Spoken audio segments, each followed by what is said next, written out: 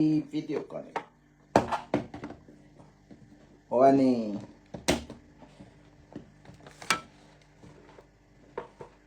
wọ́n ní ká jọ wò pé àdúrà tèmi ti ń gbà lórí Lizzy Ajonrin torí ó purọ́ mọ́ mi pé mo gba monetization mo ò sì gbà. Mo dẹ̀ promise ẹ̀ pé ó sì máa wọ ọjà, kò ń ṣe láti lọ jalè again o torí ó ti jalè lọ́jà. Ó máa wọ ọjà tí wọ́n á mú kámẹ́rà tí wọ́n á yà pé ọmọ yìí padà ya wèrè. Bóyá tó bá jáde pé mo rò pé mo gba monetization another thing. Mo rí fídíò kan, alákọ̀ọ́kọ́ ni pé ṣe rí lára factors tí ó jẹ́ kí Nàìjíríà máa torí bó ṣe rí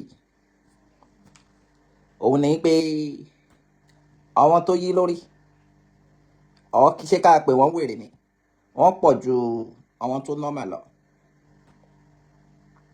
Lára má gbàgbé àti dá Nàìjíríà kẹ̀dẹ̀rẹ̀ kò sí lọ́wọ́ Ọlọ́run ó tún lè má dà nítorí pé àwọn tí wọ́n pera wọn ní parent àwọn náà tún ń bí wèrè ń bí wèrè. So future Nàìjíríà rèé kò sure. Kò ń ṣe má wò pé nítorí bí ẹni tó já sọ́jà nìkan ni wèrè. Àwọn kan wọ́n ń wọ aṣọ tó dà, wọ́n ń wọ gbogbo ẹ̀ tó dà, kódà nínú wọn wà nínú ilé ìgbìmọ̀ aṣòfin. Àwọn tó ń ṣòfin lé wa lórí wèrè tún pọ̀ nínú wọn.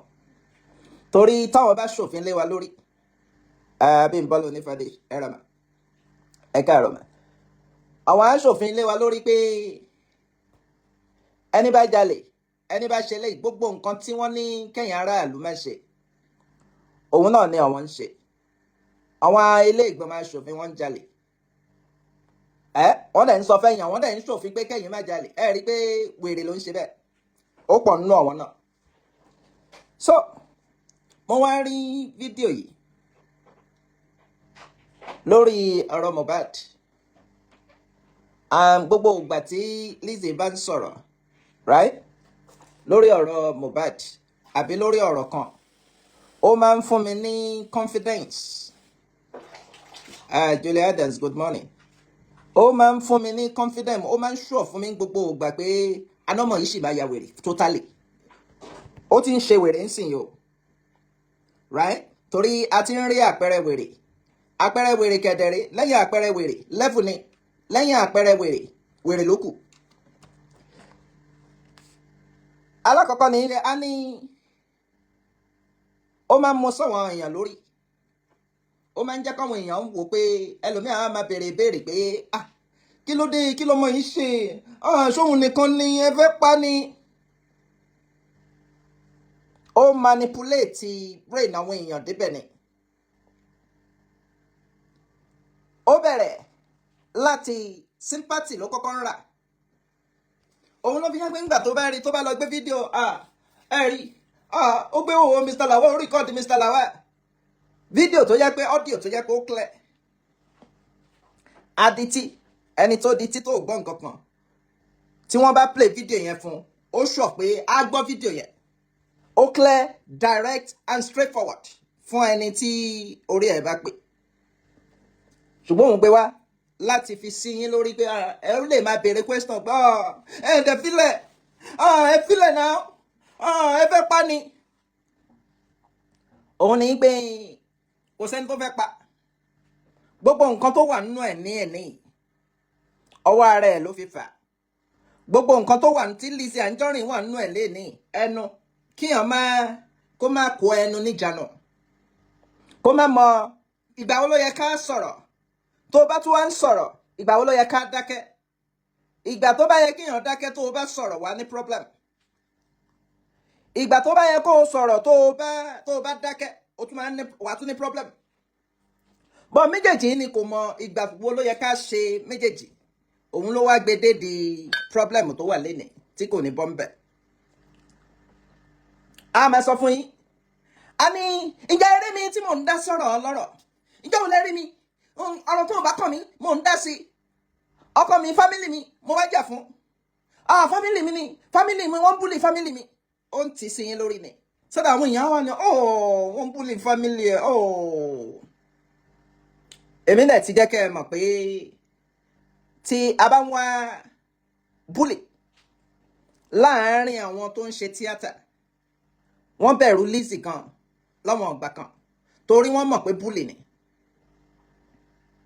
bìkan lára àwọn ọ̀rọ̀ tó máa ń lò fún wọn Sharafa Hussein gomoni lára àwọn ọ̀rọ̀ tó máa ń lò fún wọn ni pé nígbà tí àwa ń ṣiṣẹ́ níbo lọ́wọ́ ìyá yín wà nígbà táwa ń ṣiṣẹ́ ẹ wá wò pé iṣẹ́ wo náà ló ń ṣe name it tí wọ́n bá néèyàn gbé gbaná ó gbé gbaná tí wọ́n bá néèyàn ṣe yahoo píkà fọ́mọ yahoo ó ṣe yahoo ìwọ rí tó dá mi lóhùn nípa Desmond Dollar kódà àwọn tí wọ́n wà ń díẹ̀ wọ́n tún ní bó tiẹ̀ máa parọ́ ò tiẹ̀ parọ́ kó tiẹ̀ dá lóhùn àdúgbò irọ́ yìí ò ṣe pa tí n bá parọ́ gan irọ́ ò ṣe pa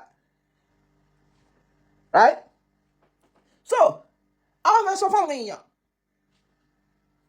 a ní wọ́n ń búlẹ̀ ọkọ mi ní lọ́nà wò wàá wá máa béèrè pé wọ́n ń búlẹ̀ ọkọ ẹ̀ ó yẹ àwọn question tèmi máa expect àwọn èèyàn pé kí wọ́n béèrè nìyẹn pé tó bá ní wọ́n ń ṣe nǹkan báyìí fún mi wàá wá ní lọ́nà wò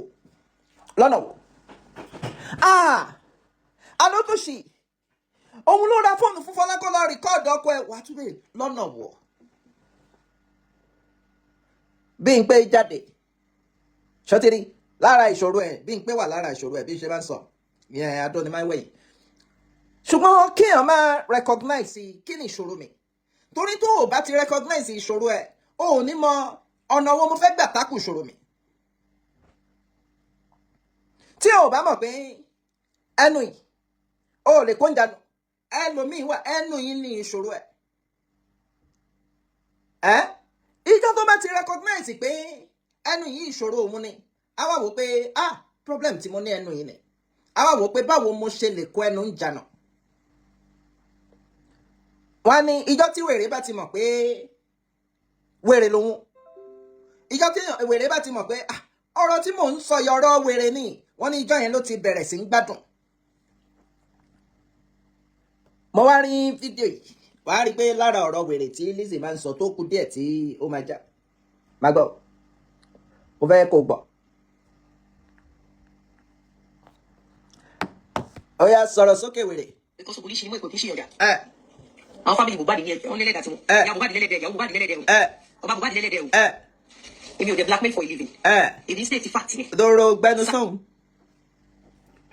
Ó ní gbọ́ ọbẹ̀ yẹn o ṣọ́ mọ̀ pé èmi ò ń dédé sọ̀rọ̀. Ó ní òun ò ń blackmail for a living. Nǹkan tó máa bèrè ni pé ṣóòótọ́ ni. Kí ni wọ́n ń pè ní blackmailing? Ó recognize ń bẹ̀ yẹn pé blackmailer lòun. Bọ̀ láàárín yẹn ó ní ṣùgbọ́n òun ń blackmail for a living. Kò mọ̀ yàtọ̀ nínú ká blackmail. Kò mọ̀ yàtọ̀ nínú kéèyàn sọ pé experience mi rè nígbà tí mo wà ń kékeré mo experience nǹkan báyìí kéèyàn wá lo kinní yẹn ká ṣé kinní kan ní ẹ kò mọ̀ pé blackmailing ni òun ló ń kó fi recognize pé problem òun rè ká sọ̀rọ̀ mo lè sọ̀rọ̀ mo fẹ́ sọ máa sọ̀rọ̀ báyìí ẹni tí mo bá sọ sí orí adé yìí kò recognize ẹ̀ though ọmọ tí wọ́n níbo èrè bí ó ṣeé ṣe kó má recognize ẹ̀ because iṣẹ́ wèrè ó máa ń transfer ó wà hereditary káràmù tẹ́rù good morning. Ó ní àwọn òun blackmail for living dúró gbogbo alámọ̀ pé ó wá ń blackmail lórí social media ni ṣé mọ̀ pé kó tó jáde wá sọ pé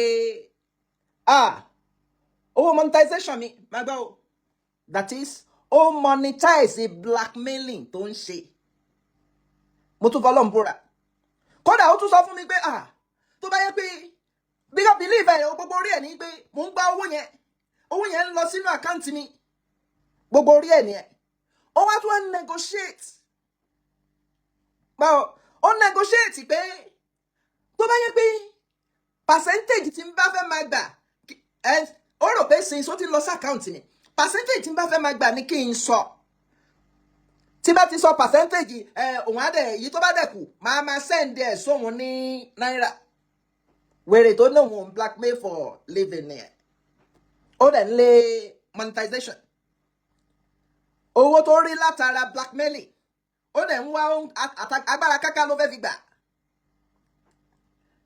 kódà kò wá bẹ́ẹ̀ mi nìkan sọ ó tún wá bẹ́yàn kan sọ lọ́ọ̀yà ni pé gbogbo owó yìí kódà ó tún sọ nínú ibì kan nínú tẹ́sí pé ìyá tó ń jẹ ìyá kí má jẹ́ kó jẹun lásán lórí owó ẹni tó náà wọ́n blackmail for living ó believe pé wọ́n fìyà jẹun tóun bá dẹ̀ ń rówó ń bẹ̀ ó sì nǹkan tó burú ń bẹ̀ lágbájá mi gbowó bó máa gbọ́ ẹni tó náà wọ́n blackmail for living. Okay, ẹja continue. Oya, wèrè sọ̀rọ̀ sókè. láì máa ń gba owó beach ìwọ tó bá dẹ̀ ti lọ beach dáadáa jáde kó sọ pé wọn kì í mẹ́ga dání. alábàbà ọ̀rọ̀ Sam Larry Naira Marley Mohbad kò kàn. ó wá ní Sam Larry ó ń gba owó beach. Sam Larry ń gbowó beach. alákọ̀ọ́kọ́ ní pé ta ló appoint Sam Larry láti máa gba owó beach ṣé ìjọba ni tó bá ti jẹ́ ìjọba kọ́ ló appoint Sam Larry illegal ló ń ṣe kò yẹ kó sí beach kó mẹ́gbà dání kí ló ń fẹ́ gbà ṣe àwọn wo ló ń fẹ́ gbà náà òun ló fi láfi láwọn méjèèjì pé bully Sam Larry is a bully big time bully ni Sam Larry ṣé ìmọ̀ wọn tí wọ́n ní ṣẹ́gun àdúgbò ló ń pè wọ́n tá ní wá kí ló wà lára o gbọ́dọ̀ ju nǹkan lẹ̀ búlì ni wọ́n àìgbọ́n kò sí nǹkan kan àná o gbọ́dọ̀ wá nǹkan jẹ́ ìwọ̀n àkán nọ́mbẹ́ Sam Larry máa ń ṣerú àwọn ìyẹn fún àwọn boys kan náà ó yá transfer because bully ni Sam Larry kí ni ẹbí rí eléyìí tó fi ń support bully apart from pé wọ́n ti jọ ní nǹkan kan pọ̀ apart from pé Sam Larry ò ní attend the wedding Florida yeah? bully máa ń ran àwọn lọ́wọ́ ni máa gbọ́ lọ ibi tí mo fẹ́ lò kọ́ ni ẹ̀ mọ̀ tí ì débẹ̀. tí Sam Larry bá wá mú ẹgbà tó bá lọ lọ Mohbad ṣé bàbá Mohbad lọ Mohbad ṣe. ẹgbẹ́ ọ̀rọ̀ ló sọ bẹ́ẹ̀ o. ó wá ní Sam Larry máa mú kí ẹ lè mọ̀ pé kò mọ kí àwọn máa mọ kí ló yẹ kí n sọ ìgbà wo ló yẹ kí n sọ̀rọ̀ ọ̀rọ̀ yìí ṣó kàn mí. ó wá nígbà tí Sam Larry ó máa ń gbowó beach ó máa ń mú ẹgbẹ́ dání ó nígbà tí Sam Larry bá wá nà Mohbad ó wá ń justify wọn kọ́ tó fi ń justify ara wọn ó ní ṣé bàbá Mohbad òun nà Mohbad ni ṣé láwọn eléyìí ebi ò mọ̀ bí àwọn kàwé right wọ́n lè lọ ní school kọ́ má kàwé òun ní pé nínú òfin Nàìjíríà òfin tó wà yìí assault ni bully ó máa ń lára nǹkan tí wọ́n ń pè bully òun ni pé bully máa ń jẹ́ kí victim wọn kọ́ look smaller wo Mohbad how old ni Mohbad kẹ́hìn wá ní Sam Larry mẹ́gba tí Sam Larry bá mẹ́gba tó bá nà Mohbad ó lè nà náà so ṣé bàbá Mohbad ṣé kò lè nà Mohbad ni sórí pọ̀rọ̀ wèrè ni mo ń gé kékèké kó lè yé ẹni kéèyàn ní torí pé ó fẹ́ support Sam Larry bully ẹgbẹ́ kò mọ̀ pé nǹkan kan wà ọ̀tọ̀ ni pé kó wá sórí social media wá sọ̀rọ̀ mo ní page àwọn èèyàn ń gbọ́ mi àbí àwọn èèyàn ń wò ẹ́ ìyẹn ò wá mí pé trash ni wàá wá máa sọ ìyẹn ò wá mí pé wàá wá sórí social media láti wá máa mislead àwọn èèyàn tó ẹni torí ò bá pé náà ló máa tẹ̀lé o kéèyàn ní torí Sam Larry ń gba owó beach right ó wá ní tí Sam Larry bá tiẹ̀ wá fi ẹgbẹ́ náà Mohbad ṣé bàbá Mohbad òun na Mohbad ni ṣé kò bàbá Mohbad ò lè na Mohbad ó ti alákọ̀ọ́kọ́ ní pé kátẹ́ wá sọ pé Sam Larry ó fẹ́ gba na Mohbad kí nìdí tí Sam Larry fẹ́ gbaná Mohbad? Gbọ́ nǹkan tí mò ń sọ. Ẹ jẹ́ fi ọ̀rọ̀ wèrè Lizzy lẹ̀ lápá kan kágbé sápá kan sìn. Sam Larry fẹ́ gbaná Mohbad. Aṣá nídìí tó fi ń fẹ́ gbaná Mohbad. Then ibi tí a ti rí Sam Larry tí ó wá harass Mohbad, a rí pé kò ń ṣe orí field beach. Wèrè yìí tó fẹ́ defend kò mọ̀ pé sórí kí èèyàn tó lè defend èèyàn tó bá fẹ́ package èèyàn gan, ó require special skill. You can't just say you want to package someone and just be talking. Gbogbo nǹkan ló ní skill tiẹ̀, ọ̀rọ̀ sísọ ní skill tiẹ̀. Sam Larry, ó ní Sam Larry, ó ní ó ń gbowó beach, and adẹ̀ní tó bá yẹ kó ń gbowó beach, ta ló fún ní authority láti máa gbowó beach àbí license láti máa gbowó beach? Ṣé jẹ́ lára àwọn òṣìṣẹ́ ìjọba ni? Mo fẹ́ gbé sẹ́yìn díẹ̀. Ṣé Sam Larry wà ní ara òṣìṣẹ́ ìjọba, òṣìṣẹ́ Lagos State Government tí Lagos State Government employ pé owó beach yìí o, a fẹ́ yẹ kó o máa gbà á kó wá máa kó revenue fún wa débi pé ó wá mú ẹgbàá dání ó wá na adult? Oya wèrè àgbẹ̀. Tí n bá gbọ́ pé Sam Larry àti Naira Marley ló pa Mohbad ní Legacy, mo fẹ́ kẹ́ mọ̀ pé mo lọ ṣe findings spiritually because ogun ní ṣe ní ìwé ìpè. Nǹkan tá à ń sọ kọ́ nìyẹn pé ọ̀rọ̀ wèrè máa ń yàtọ̀. Ó ní òun lọ ṣe findings òun, kódà ó lóun ṣe findings spiritually lórí kíni. Ọ̀rọ̀ tó jẹ́ ọ̀rọ̀ ẹbí ẹ gan, ó ṣe spiritual, ó ṣe findings báwo ni láti ṣe ń jówó extent wo ló fi jówó ẹ, èyí tó sọ fáyé fẹ́mi mò ń sọ, ó ṣe spiritually. Kó tó wá sí orí sọ èyí tó kàn ẹ̀wọ̀ gan tó kàn ẹ̀, ó ní millions ló ń gbà lórí monetization ẹ̀. Ó wá lọ bèrè lọ́wọ́ ṣé fani mo mọ̀ yìí tó fi ń ṣe spiritually pé hello olókìkí òru, ṣé lágbájá yìí èlò ló ti gbà lórí monetization mi? Ṣó gba monetization mi àbí bí kò gba monetization? Ọ̀rọ̀ fún òwà kan ẹ̀. Ó wá ní ó ṣe findings yẹ spiritually. No, ṣe rí pé abẹ́rẹ́ wèrè ni. Ó ṣe findings yẹ spiritually lórí ikú wo ló pa Mohbad àti pé ta ló sọ pé Sam Larry ló pa Mohbad? Ta ló sọ pé Naira Marley ló pa Mohbad? Nǹkan tí wọ́n ń sọ ń bẹ̀ yẹn ni pé wọ́n wà lára àwọn tí wọ́n fi ọmọ yẹn sí ṣe depression, àwọn tí wọ́n ń bully ẹ̀ nígbà tí Mohbad wà láyé.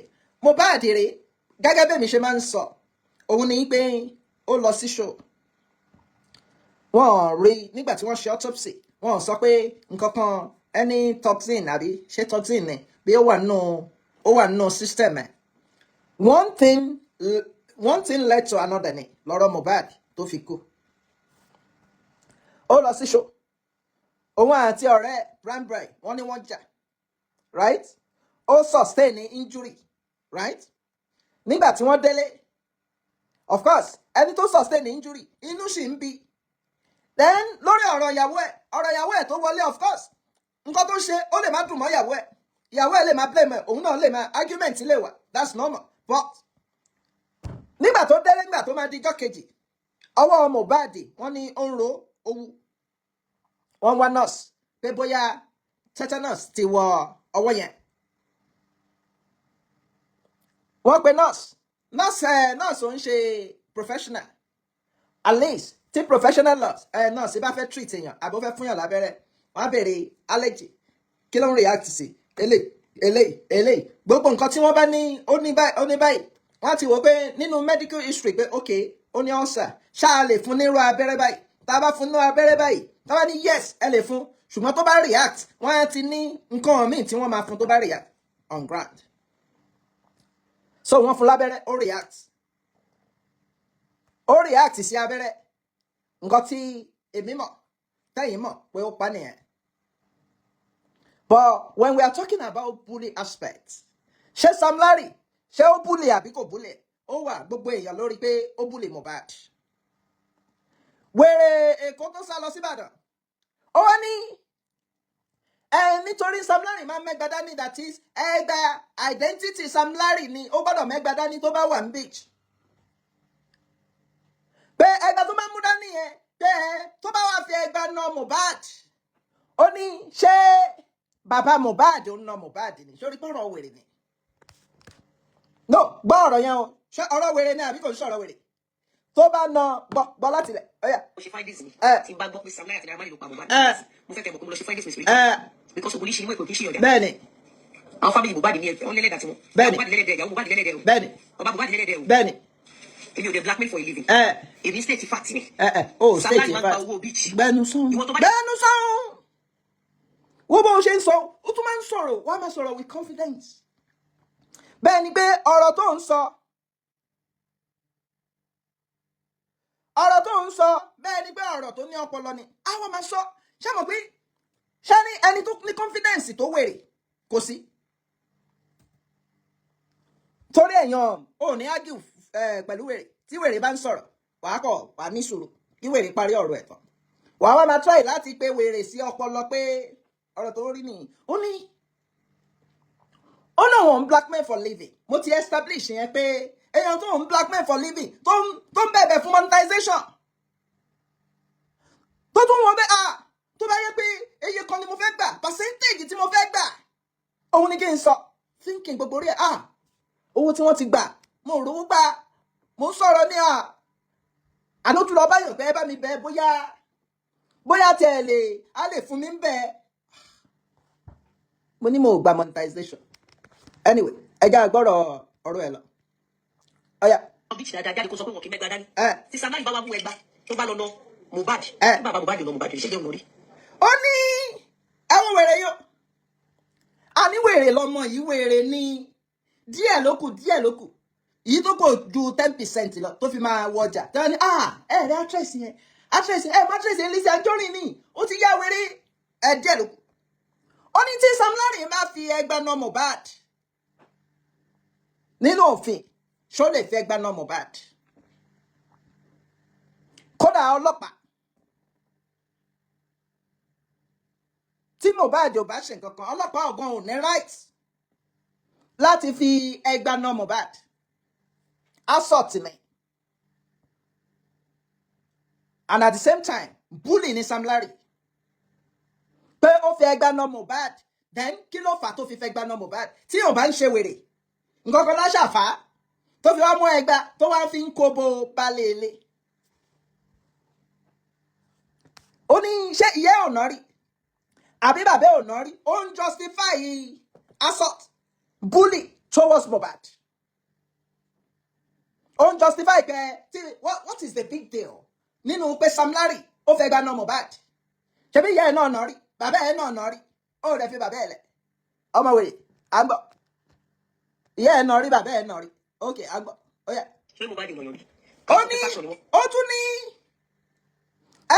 ṣé Mohbad fúnra ẹ̀ náà ṣé kò nàyàn rí? Ṣó ní pé wèrè tó sá lọ sí Ìbàdàn, wèrè Èkó yìí tó sá lọ Ìbàdàn yìí, ṣó ní pé trash ló máa ń sọ? À ń sọ̀rọ̀ nípa issue. Gbóbi tí wèrè Èkó tó sá lọ Ìbàdàn gbé ọ̀rọ̀ lọ.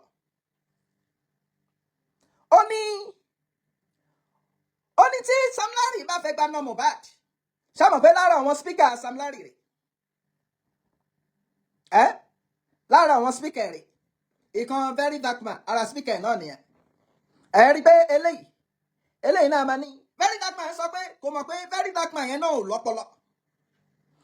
Wèrè kan wá máa sọ fún wèrè kejì, á máa gbẹ̀rí wèrè kejì gbọ́. Very dark man yẹn náà wà lára set àwọn wèrè. Ìyẹn náà á tún máa sọ pé Kẹ́mi Olúnlọ́yọ̀ agbáwèrè. Ìyẹn náà á tún máa make reference sí Kẹ́mi Olúnlọ́yọ̀. Sórí pé wọ́n náà wo sakun wọn. Kẹ́mi máa fi Kẹ́mi Olúnlọ́yọ̀ ṣe reference. Kẹ́mi Olúnlọ́yọ̀. Máa gbọ́ lọ. Ọ̀yá.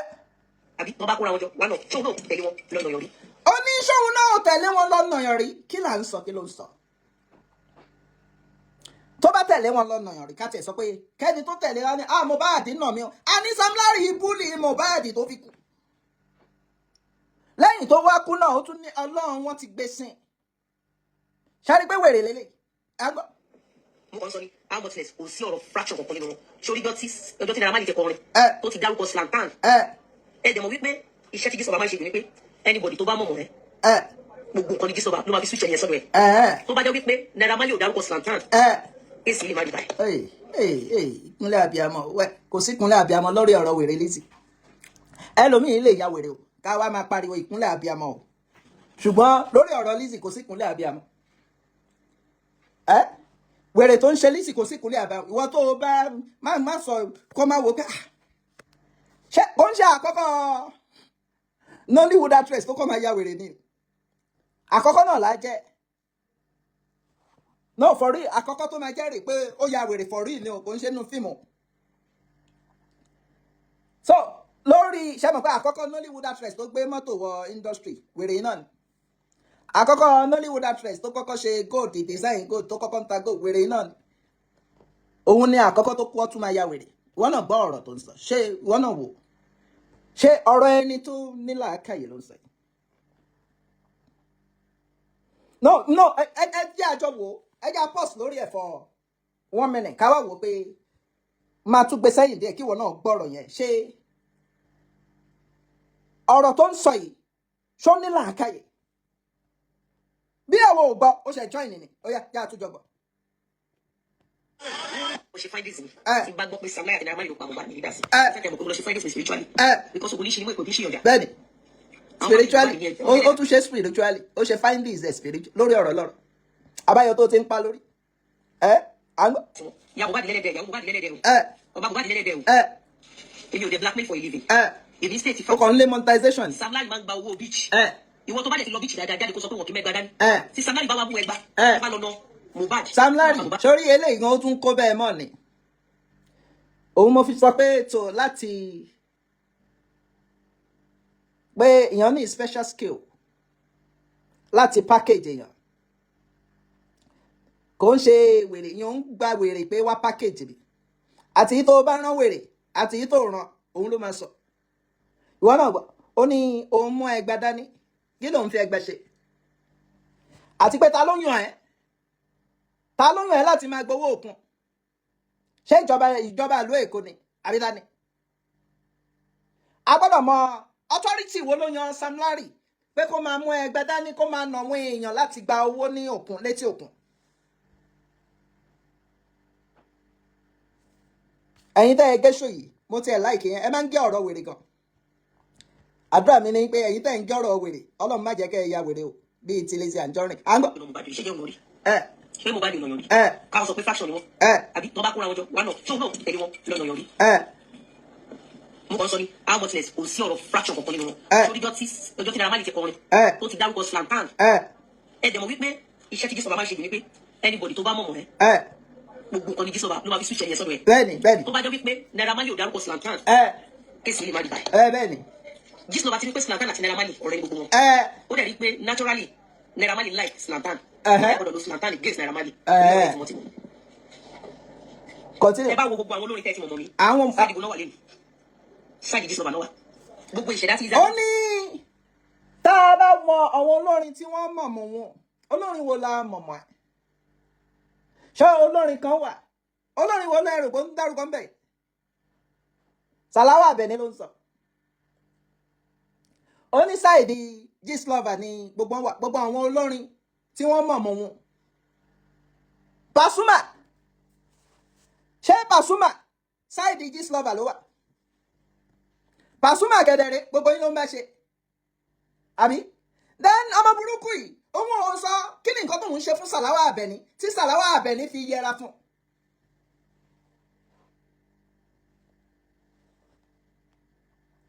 ẹni Sàláwà Àbẹ̀ní ó yẹ kí ẹ bèrè pé kí ló dé tí ìyá yẹn yẹra fún torí mo ti rí fídíò kan níbì kan nígbà tí wọ́n fi jẹ bọ̀rọ̀kìnní àdínì tí Alifulani gbà padà Alifulani gba bọ̀rọ̀kìnní yẹn padà gbà tó ti ń ṣe wèrè Alifulani ya gbé fẹ́yàn Ìbàdàn bí àtọ́rí ẹ̀ lòun náà ṣe lọ sí Ìbàdàn bóyá torí ẹ̀ lòun náà ṣe lọ Ìbàdàn bí àtúrí bọ̀rọ̀kìnní jẹ anyway nígbà tí ó ń fẹ́ jẹ bọ̀rọ̀kìnní àdínì òun àti Sàláwà Àbẹ̀ní wọ́n ṣì wà pọ̀ ẹ rí wọn nínú mọ́tò tí Sàláwà Àbẹ̀ní tẹ̀ tún ń kọ wákà fún pé Aisha kìíní kan wẹ̀ ó wá ní gbogbo olórin tí ẹ mọ̀mọ́ ó ní ẹ̀yin àdótòṣì ẹ̀yin Gistlover lọ́wọ́. ní àná ṣáìdì ta ni wọ́n wà. ṣáìdì Gistlover ẹ wá bẹ̀rẹ̀ pé ó fẹ́ wá fún Sàláwà ṣùgbọ́n ó ń wá ọ̀nà kí ló dé tó fẹ́ wá fún Sàláwà ní pé ó rí Sàláwà tí ó ń kọrin fún Ìyábọ̀. àwa bẹ̀rẹ̀ pé olórin alágbèlè olórin wọ́n ṣe máa ń pè wọ́n nìyẹn tó bá wà lójú agbo tí wèrè èkó tó sá lọ́bàdàn yìí tó bá wà lójú agbo tó bá náwó tí ó bá náwó fún Sàláwà bí ó ṣe yára fún yẹn ó tún sì máa kí ó. àwọn wò pé ṣé Sàláwà á kì í nígbà tí Wàsíù Àyìndé ń kì í tó ní wọn ò lè tó Lizzy wọn kàn máa ṣe ní irọ́ ní pẹpẹ ń pa ó ṣàkọrin yẹn Wàsíù pẹ̀lú orin ọ̀tẹ̀ ó ṣàkọrin ọ̀tẹ̀ yẹn ṣé àwọn èèyàn ṣe bẹ́ẹ̀ ni pé wọ́n rí àwọn olórin tẹ́ ẹ mọ̀mọ́ wọn àwọn olórin mélòó ló wà pẹ̀lú Ìyábọ̀ Òjó tí wọ́n mọ̀ọ́mọ̀. àní ọ̀rọ̀ wèrè bó ṣe máa ń sọ̀rọ̀ wèrè ẹ̀ nìyẹn ẹ̀yin tẹ́ ẹ máa ń ge mo ti ń ṣàdúrà fún yẹn ẹjọ́ tẹ́ bá ti ń rí ọ̀rọ̀ wèrè tó máa ń sọ yẹn ẹ máa ge mo ti ṣàdúrà fún yẹn yín ò ní ya wèrè bíi ti Lizzy Ajonrin bẹ́ẹ̀ máa gé ọ̀rọ̀ wèrè jáde ẹjọ́ ẹ rí bí ọ̀rọ̀ ẹ̀ kò ń make sense kéèyàn tún máa celebrate bully. Imagine Sam Larry ó clear ó mẹ́gbàá dání ó ní tó bá mẹ́gbàá dání tó bá nà án wọ́n comparison ó ní ṣé ìyá Mohbad ó ń na Mohbad ó ní ṣé bàbá ìyá Mohbad ó ń na Mohbad rí ṣé bàbá Mohbad ó ń na Mohbad rí ọdún wo ni wọ́n na Mohbad rí ìjọ ọdún wo ni ìyá Mohbad na Mohbad rí ìyá ọdún wo ni bàbá Mohbad na Mohbad rí kódà tó bá tún wá jẹ́ ọmọdé kó jẹ́ ọmọdé tún ní Sam Larry tún fẹ́ gbà náà kò tún ní ráìtì láti fẹ́ gbà náà ọmọdé. ká tó wá sọ pé nígbà tí Sam Larry àtàkì Mohbad pẹ̀lú Zlatan tí wọ́n wà níbi tí wọ́n wà yẹn ṣebí the following day ní Mohbad lọ competition ṣebí náà ní Mohbad lọ competition Sam Larry sórí eléyìí wèrè kó tó sá lọ́bàdàn yìí kò help ẹ kò lè yọ ẹ òun kan nu wàhálà tó kó sí kò tí ì rí rẹ̀ yọ wàhálà tó wà lọ́rùn ẹ̀ kò tí ì rí rẹ̀ yọ ó wá fẹ́ yọ̀wọ̀ lọ́nà wo ó lè yọ ẹ anyway ìyẹn mo ní ọ̀rọ̀ wèrè tí mo rí nìyẹn mo ní ká ṣe nítorí pé tó o bá rí nǹkan tẹ́ ẹ kàn ní ìdí fún àwọn míì àwọn sympathizer òun ní pé àwọn kan máa ní ẹ fẹ́ pa ni sóhun nìkan ló wà láyé ni wọn ò ní mọ̀ pé tó bá gbẹ́nu ẹ̀ síbi tó yẹ kẹ́nu ẹ̀ wà kò sẹ́ni tí ó máa tà sí wọ́n Láìdé Bákàrè ń sè nítorí yẹn ń gba owó tí ò ṣiṣẹ́ fún for example wọ́n fi ṣe ambassador ní Ọ̀ṣun ambassador tí wọ́n fi ṣe kò ń ṣe pé ó ń ṣiṣẹ́ kan tó special ṣùgbọ́n wọ́n ń gbowó ọ̀fẹ́ nígbà tí yẹn náà máa lanu kí ló ṣe iṣẹ́ wà ní Nàìjíríà iṣẹ́ fẹ́ yẹ kẹ́ ṣe Nàìjíríà ẹ lọ sí ìlú òyìnbó ẹ lọ máa ṣe àwọn òpin ṣé eléyìí náà ò rórí ni tó o ti bẹ̀bẹ̀ o ó ti bẹ̀ wọ́n o wọ́n tá à ń sọ ní pé iṣẹ́ wo ló wà ní Nàìjíríà ṣé eye tí àràbò tó bá gbọ́ lára Ṣàgálà á sọ fún ẹ pé àràbò ń san ṣe $300 àbọ̀ o kó wá convert $300 sí náírà báńkà mi gan kò tí ì gbà wọ́n ń gbélé ọ̀fẹ́ then orí level tí wọ́n bẹ̀ wà ní pé no pain no gain whatever tí àràbò bá ṣe fún wọn ẹ̀yìn mi àfaramọ́ á ní wẹ̀ ṣebí 2 years ni kóun fi kówó jọ kóun dẹ̀ kúrò ńbẹ̀ nígbà tí ẹ̀ náà gbẹ́nu sí nǹkan tó kàn right torí àwọn ń rí owó ọ̀fẹ́ torí wọ́n ti believe pé gbogbo èèyàn ló lè tẹ́ bọ́dì ẹ̀ lẹ̀ kó fi ṣiṣẹ́ aṣẹ́wó wọ́n ti wò pé gbogbo èèyàn ló jọ Lizzy Ajonrin torí tá a bá ń sọ̀rọ̀ nípa aṣẹ́wó a máa ń wò pé ibi tí wọ́n kọ́lé aṣẹ́wó sí nìkan láti lè rí aṣẹ́wó ti wà digital ó ti wà advance tó yẹ pé wọ́n dìídì ìwọ for example ìwọ Lizzy ó dìídì sí gbẹ́rẹ́ sábẹ́ ni lórí purpose wo lórí iṣẹ́ aṣẹ́wó pé ọkùnrin tó bá kàn ọkùnrin tó bá dẹ̀ rí á wò pé òun ti rí fà ọmọ yẹn ó dẹ̀ gbé súnmọ́ mi o mo dẹ̀ tọ́jú ẹ o kò mọ̀ pé mágùn lòun kàn kò imagine kéèyàn ti di specially lọ́sọ̀dọ̀ babaláwo kó wá sí gbẹ́rẹ́ sábẹ́ for what purpose láti fi ṣiṣẹ́ aṣẹ́wó láti fi ṣe aṣẹ́wó wọ́n á wá máa sọ fún yín pé àmọ̀tẹ́ pamọ́ṣẹ́ ni mò ń ṣiṣẹ́ ni iṣẹ́ aṣẹ́wó ló ń ṣe iṣẹ́ aṣẹ́wó ni kò ní gbẹ́nu ẹ̀ síbi tó yẹ kó wà tó bá fẹ́ bá wọn múgun ẹ̀sán ni ẹ rí pé ọ̀rọ̀ tó bá kàn mí mò ń dá sí ọ̀rọ̀ tó bá ń ṣọ̀rọ̀ ẹbí mi mò ń dá sí ẹ bèèrè lọ́wọ́ ìṣọ̀rọ̀ ẹbí ẹ̀ lélẹ̀ ó ń ṣọ̀rọ̀ ẹbí ẹ̀ anyway ẹja filẹ̀ sẹ́ni di apartment ẹ̀yin tẹ́ ẹ̀ bá wa jẹ́ ọ̀rọ̀ wèrè 2 minutes drive máa máa ṣàdúrà fún ẹ̀ níyàwó ẹ̀ létí létí Ajonrin 2 minutes drive very fine place 24 hours electricity 24 hours internet security everything ó wà ńbẹ̀ 2 minutes drive ní sí Ìkẹjà international airport 2 minutes ní kò sí pé ẹ miss flight yín kò sí pé ẹ sí traffic so bí yẹn ṣe jẹ́ ní ẹ̀yin tẹ́ bá ní interest sí ẹ pè mí kí n fún yín ní contact wọn ojú òní ti wà àjọ ní fọkànbalẹ̀ láyé ta wáì ìbàjẹ́ 3 bedroom lẹ́fẹ́ ìbàjẹ́ gbogbo family lẹ́fẹ́ lọ fọ́lùdé ẹ lọ síbẹ̀ kẹ́ lọ lọ́ọ̀jì sí ibẹ̀ wà pàgàn ẹ ṣàtúnṣọ pé látọ̀dọ̀ Lady K bó ṣe jẹ́ nìyẹn náà gbogbo ẹ̀yin tẹ́ bá fẹ́ ra wig ẹ ti ráwọn wig tí mò ń display wig lókun gbogbo bíbá yìí àwọn fine wig tó bá jẹ́rọ àwọn tó rí mi náà ni ó wà àwọn woman hair gidi àwọn wet and waves tó fine àwọn bun straight lóríṣiríṣi gbogbo ẹ̀ ló ṣe kíni ló wà available ká ní wig mi bí mo ṣe ń bu ìbáyìí bẹ́ẹ̀ ṣe jù sókè yóò máa ta gangan ibi tẹ́ máa ti mọ original wig nìyẹn this one is original wet and waves original one ni so mo ní wọ́n bí báyìí lóríṣiríṣi èyí tẹ́ bá ti fẹ́ ẹ pè mí tẹ́ bá fẹ́ ìtógùn jù báyìí lọ ó wà tẹ́ bá fẹ́ ìtógùn tó yìí ó wà so èyí tẹ́ bá ti fẹ́ pè mí wig wà lóríṣiríṣi àwọn braid náà dẹ̀ wà pick and drop wà àwọn oníkọ́ ìlẹ́nu gbogbo ẹ̀ wig kún báyìí lóríṣiríṣi tẹ́ bá ti fẹ́ tẹ́ bá pè mí àjọṣe fídíò call màá display àwọn wig tí mo ní fún yín ẹ jọ̀ọ́ mo ti make announcement látijọ́ tí wọ́n ti ṣe kíni tí wọ́n ti lock WhatsApp mi mo ti make announcement pé dáàdì kan sanwó fún mi ò tí ì rí kí dáàdì yẹn pè mí náà $100 bóyá wọn tí wo program mi láti ìgbà yẹn ni o I don't understand ó dẹ̀ ti ń lọ kó bí i 3 or 4 weeks báyìí tó ti gbé WhatsApp mi yẹn lọ tó ti ban ẹ̀ so ẹjọ́ torí Ọlọ́run wọ́n ti ban WhatsApp mi ẹ̀yin tẹ́ bá fẹ́ pè mí WhatsApp number tí mo lò tẹ́lẹ̀ wọ́n ti ban ẹ̀ so ẹ lè rí mi pè sórí yẹn mọ́ new number mi sì òun lẹ lè pè sí so ẹ̀yin tí ẹ bá ní interest sáwọn nǹkan tí mò ń tà ẹ jọ̀ọ́ ẹ patronize baby yín ojú òní tìyìn bákan náà ẹ̀yin tẹ́ bá ní interest sí gbogbo àwọn nǹkan spiritual items wa ṣé gbogbo àwọn nǹkan spiritual items wa àwọn tó rà ló lè sọ they are all active they are all active gbogbo ẹ̀yin tẹ́ ní ìdáwọn nǹkan ìṣẹ́gun lóríṣiríṣi ṣé back to sender ni ṣé wẹ ìgúnwé èpè ni arọ́bí àgbélépọ̀tà àti bẹ́ẹ̀ lọ wẹ ìgúnwé èpè àwọn nǹkan ìṣẹ́gun tẹ̀ wá lóríṣiríṣi mi ò lè kà wọ́n tán lórí social media because ohun tá a bá fi pamọ́ ló níyì so tẹ́ bá pè mí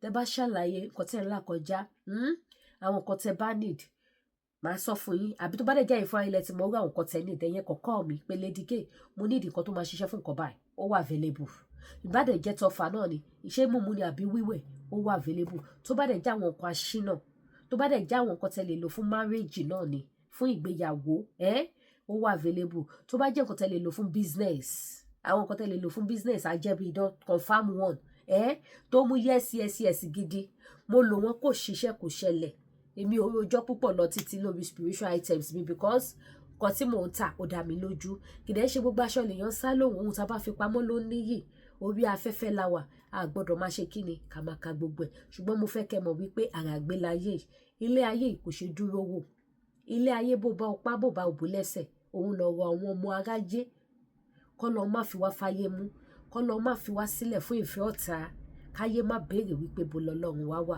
so àwọn nǹkan tẹ́ lè lò láti fi break gbogbo àwọn course yẹn course breaker àwọn mercy something àwọn protection àti bẹ́ẹ̀ lọ different type of iṣẹ́ ó wà lọ́dọ̀ Lady K Ìfẹ́ Olúwaṣọ tó dẹ̀ mú yes tó yẹ pé ẹ rà ẹ̀yin Ọlọ́run lógo àdúrà gbogbo wa dẹ̀ jọ máa gbà lágbára Ọlọ́run nǹkan tágbàlagbà lè ló wà nǹkan tọ́mọ kékeré ló wà èèyàn tó bá máa mú nǹkan tẹ́ fẹ́ kí nǹkan yẹn kó yọ lẹ́mìí ẹ̀ kó má mú mọ́ nǹkan tó lè ló wà confam ẹ̀ àbí wọ́n tó ń retí contract àwọn nǹkan tẹ́lẹ̀ ló wà ìwọ tó ń retí oore látọwọ́ èèyàn pé Ọlọ́run wọn ò lóore báyìí sí mi àbí lágbájá báyìí Olúwa mo fẹ́ oore báyìí lọ́wọ́ ẹ̀ àwọn nǹkan tẹ́lẹ̀ lò ó wà available bẹ́ẹ̀ ni ẹ bá ti yan jẹ́ ẹ̀ tó tara yín ṣe ni o kò ṣe dúró wò tó rárá gbé láyé ìyẹn bẹ́ẹ̀ mi ní rojọ́ púpọ̀ lórí àwọn spiritual items wa bó ṣe jẹ́ nìyẹn pẹ́ẹ̀fù wà omi tẹ́lẹ̀ ló wà so bí gbogbo yẹn ṣe jẹ́ nìyẹn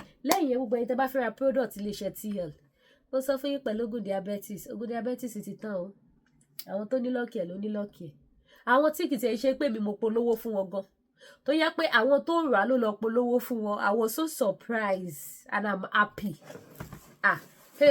tí ṣọwọ́ ẹni bá dáni lójú èèyàn á ṣe kí ni àmọ́ ọ̀dùnnú ni inú mi gan dùn wípé mi ò gbégbékúgbé wá fún yín lórí social media Ọlọ́run ò dẹ̀ ní jẹ́ bá wọn gbégbékúgbé wá fún yín so gbogbo oògùn diabetes ó ti tán kò sóògùn diabetes mọ́ nílẹ̀ báyìí àfi tẹ́ bá máa lọ rà direct látọ̀dọ̀ wọn ní ìlú Nàìjà so àwọn nǹkan tó kọ̀kù lọ́dọ̀ lè di kéńbí báyìí sìn òun ni jẹ̀díjẹ̀dì big size wà small size lélẹ̀ àti manpower tó máa jẹ́ kẹ́ lè dóbò dáadáa tó máa jẹ́ kẹ́ lè ṣe dáadáa tó máa jẹ́ kẹ́ gbádùn ayé yín ṣẹ́rí èmi ò fẹ́ rojọ́ púpọ̀ lórí àwọn product tí mò ń tà because gbogbo àwọn product kò sí tí mi ti confirm ẹ̀ ọdún kejì níta tí polówó iléeṣẹ́ TL àwọn ẹlòmíì ti gbé alvat apps wọ́n ti gbé wá fún mi mo reject ẹ̀ mi ò polówó apps méjì because ìtí mo bá ti lò tó ṣiṣẹ́ ni máa gbé wá kẹ́ má bàa ṣépè fún mi èpè ò dá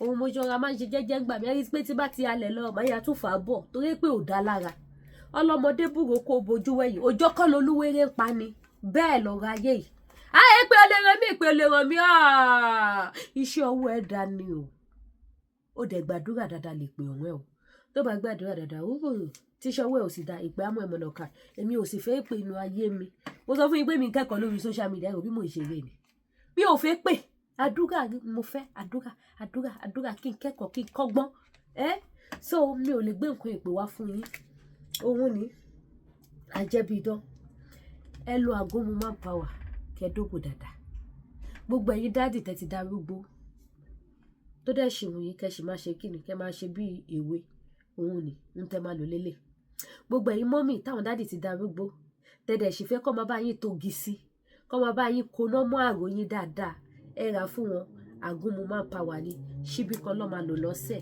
àjẹbídán ẹni tó bá jẹ́ pé jẹ̀dí ló ń bá wọ̀dì mú ìjà aláròró ò ní rà ń bẹ̀ àwọn kan ti pè mí àlédìké mo fẹ́ sanwó diabetes mo ní lágo mélòó ó ti fìdí jẹ́ ṣé bí mo ti sọ fún yín tẹ́lẹ̀ first come first serve ni ẹni tó bá sanwó ni máa fún lọ́jà wọ́n ti kọ́ mi lẹ́kọ̀ọ́ láti ibi taṣọ so ọjà ọlọ́jà sì ni mi ì lè kó sọ́wọ́ mi ì lè ṣe kí ni mo pè mi ì lè kó sọ́wọ́ kí wá ní èèyàn kan ti ní kí mò ń fi iye kan lẹ̀ èèyàn kan ti fi ní kẹ́yìn kan wá kówó dé kí wá ní kò sí wọ́n ti kọ́ mi ibi taṣọ mo sọ fún yín pé mi kẹ́kọ̀ọ́ gan-an lu ayé so you pay you collect you no pay you come back after 2 days you don finish I go tell you don finish so ẹ̀yin tẹ́ bá ní ìgbé nísìn báyìí sí jẹ̀díjẹ̀dí àti ti manpower òun ló kù lọ́wọ́ mi ní Canada ń bí báyìí ẹ̀yin tẹ́ bá mọ̀ pé yẹ ìṣẹ́fẹ́ra ti diabetes yẹn urgent Naija ni máa fún yín ní nọ́mbà wọn tẹ́ máa pè wọ́n wá dẹ̀ bá yín send ẹ̀ any country tẹ́ bá wà wọ́n á bá yín deliver confam ni ó ṣiṣẹ́ either diabetes yẹn ṣẹ̀ṣẹ̀ bẹ̀rẹ̀ àbó ti pẹ́ ní body yín ohun tó lè mú àwọn bàbá màmá pè mí inú mi gan dùn tẹ́ bá ṣàkíyèsí mi láti ọjọ́ mẹ́ta yìí pé polówó mi yẹn tún change lórí product iléeṣẹ́ TL because inú mi máa ń dùn tí báyà mi yàn confam pé yes confam ni bí ọ̀rọ̀ spiritual items mi ni pé kò sígbà tí bá fẹ́ polówó spiritual items máa rẹ́rìn sí i so bó ṣe jẹ́ nìyẹn sọ èyí tẹ́ bá fẹ́ àwọn kan spiritual náà ẹ wò ẹyẹ try ẹ wò ẹ mọ̀ pé Jésù lọ́ba tó ń ṣiṣẹ́ ìyanu òkùnkùn gbọ́rọ̀ agbára rẹ̀ ò wọlé lọ ta lẹ́ni náà tí kò níyìn bàbá Hey. So bó ṣe jẹ́ nìyẹn, patronize Lady K, baby of Yorùbá nation. Tó bá dẹ̀ jaṣọ náà ni, bá jẹ́ jewelries ni, confirm one. Àwọn jewelries tẹ́ máa lò tí ò ní dúdú. Ẹ gbọ́. Àwọn jewelries Lady K. Kì í ṣe mo ra jewelries lọ́wọ́ Lady K last year, mi lè lo mọ́ ní year yóò ti dúdú. Nothing like that. A lò tún lò. Òun làwọn jewelries Lady K. Bó bá dẹ̀ jẹ́ wig náà ni, ṣẹ́rí. Bó ṣe máa dán gbìnrín nìyẹn bí ìkan aláboyún. Mi lè sọjọ́ tí mo ti cream wig orí mi tí mo ti wẹ̀ ìtẹ́, mi lè sọ. Ọjọ́ tí mo ti wẹ̀ ìtẹ́ gbẹ̀yìn. Ẹ dẹ̀ wo. Lẹ́yìn tí bá ti yọ, máa ra hang ẹ̀ kátẹ́gùn fẹ́ sí díẹ̀. Tátẹ́gùn bá ti fẹ́ sí díẹ̀, máa fold nǹkan mi, máa jù sínú pack ẹ̀. Máa pack ẹ̀ síbi tí mo to wig mi sí. Ìjọ tó bá ti gé òun mo fẹ́ lò, máa tún ra lọ mo jáde. Mo máa make sure wípé tí n bá ti ṣí, mo hang ẹ̀ kátẹ́gùn fẹ́ sí kí tó pack ẹ̀ kó má máa rùn. So tí bá dẹ̀ ti yọ bẹ́ẹ̀, máa kọ́ra fọwọ́ mi, máa ra fi ṣe báyìí. Bá ti fi nǹkan mi sórí mi tán, go díẹ̀ nìyẹn. Kì í ṣe pé máa rán mi sí all the time. No, tẹ́ bá ti dress ẹ̀ dáadáa once, ẹ lè lò 5 times kẹ́ tó wet ẹ̀. Ẹ kọ́ra fọwọ́ straight nǹkan yín, fọwọ́ ṣe. That's all. Let's go díẹ̀ nìyẹn. Original ni. Kì í ṣe àwọn gbàtú ẹ̀yọ̀. Bó ṣe jẹ́ nìyẹn. So anyone tẹ́ bá fẹ́ patronize Lady K Ìfẹ́ Olúwaṣọ, tó bá jẹ́ àwọn perf náà ni, ó pọ̀ ó yapa. Ó pọ̀. Ẹ̀yin tó bá jẹ́ àwọn kan tẹ́ lè lò fún marriage, fún ìfẹ́ lẹ bá need, ẹ pè mí, ó wà available. Kò sí tí bá ti polówó àwọn yẹn. Ìkankan máa wá sí mi lọ́kàn. Ẹ má jẹ́ kí n sọ síta. Àyà máa sọ pé Lady K tó sọ pé àwọn kan tẹ́ lè lò fún ìgbéyàwó wa, ṣé òun lọ́kàn lé ibẹ̀ ni ẹ jókòó sí? Mi lọ́kàn ni mo bímọ 10 bàbá 10. Mi ò lọ́kọ ni mo bímọ 10 bàbá 10. Okay, má worry, má ṣe wedding very soon. Ṣé kí n ṣe wedding ní next week? Ṣe wedding? Tẹ́lẹ̀ mọ̀ pé mo lọ́kọ. Mo lọ́kọ o. Mo lọ́kọ. Ọkọ 10 ni mo ní. So, ẹ má jà ṣẹ̀fẹ̀ jù. Ẹ má patronize baby of Yorùbá nation. Ẹ pè mí kẹ́rajà. Ìyanu á ṣẹlẹ̀, gbogbo á máa ránu gbà. Ọ̀nà kì í dí mọ́jọ́ kó má là. Ọ̀nà ọ̀la ò ní dí mọ́ wa. Lágbára Ọlọ́run. Ọ̀nà wa ṣí, ọ̀nà wa là. Ire àfilé wa ṣe bùgbé. Ajé àfilé wa ṣe bùgbé láṣẹ Èdùmàrè àríta ajé ṣe. Àjọ máa kéré oko délé lágbára Ọlọ́run ọba tó dá ayé àtọ̀run. Àní bá wọn ṣàṣetì, àní bá wọn ṣàṣetẹ́. Àní kú sọ́nà bí èéfín, ayé ò ní yọ̀ wá, yóò ní béèrè pé bolo Ọlọ́run wá wà. So ẹ patronize Lady K Ìfẹ́ Olúwaṣọ fún anything tẹ́ bá fẹ́. Anything tẹ́ bá fẹ́ fún spiritual items, anything tẹ́ bá face. Ẹ̀yin pè mí. Jésù wà láàyè. Èmi kọ́ Ọlọ́run ni, orúkọ Ọlọ́run ló máa yanjú ẹ̀, kì í ṣe orúkọ Lady K. Èmi kọ́ jẹ́ ìránṣẹ́ ni, so bó ṣe jẹ́ nìyẹn. Ẹ ṣé gan, mo dúpẹ́, ojú òní tiwa. Ẹ má gbàgbé láti subscribe sí YouTube channel mi, kẹ́dẹ̀ tán notification bell ní, mi ò ní wá yín tì. Ẹ ṣé gan ni, ẹ kú ìtọ́jú mi, gbogbo ẹ̀yin mọ́mì daddy, mo mọ̀ọ́re. Ẹ ṣé gan ni o, ó dàbọ̀.